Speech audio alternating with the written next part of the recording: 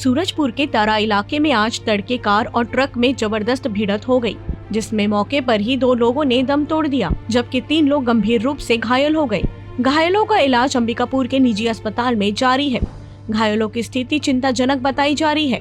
दरअसल आज सुबह लगभग 5:30 से 6 बजे के बीच उत्तर प्रदेश के गोरखपुर से भिलाई जा रही एक क्विड कार तारा गांव में पूर की तरफ से आ रही ट्रक से टकरा गई।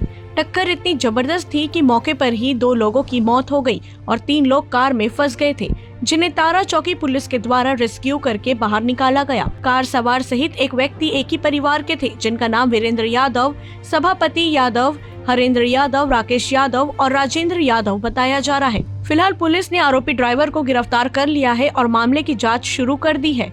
सूरजपुर से विष्णु कसेरा की रिपोर्ट। तारा चौकी क्षेत्र के पास सुबह 5:30 से पौने 6 बजे की घटना है। इसमें एक कार जिसमें 5 लोग सवार थे, वो उत्तर प्रदेश से भिलाई की तरफ जा रही थी। वो भिलाई जा रहे थे और जो ट्रक जिससे एक्सीडेंट हुआ है, वो ट्रक बिलासपुर की तरफ से इधर अंबिकापुर तरफ आ रही थी और आमने सामने की टक्कर हुई, जिसमें 2 व्यक्ति की घटनास्थल पे ही मृत्यु हो गई थी और 3 लोग घायल थे, जिनको तत्काल एम्बुलेंस से अंबिकापुर हॉस्पिटल भेजा गया था। वो घायलों की स्थिति अभी ठीक है और इसमें ट्रक चालक को गिरफ्तार कर लिया गया है, ट्रक को भी पकड़ लिया गया है और आगे इसमें कार्रवाई की जा रही है।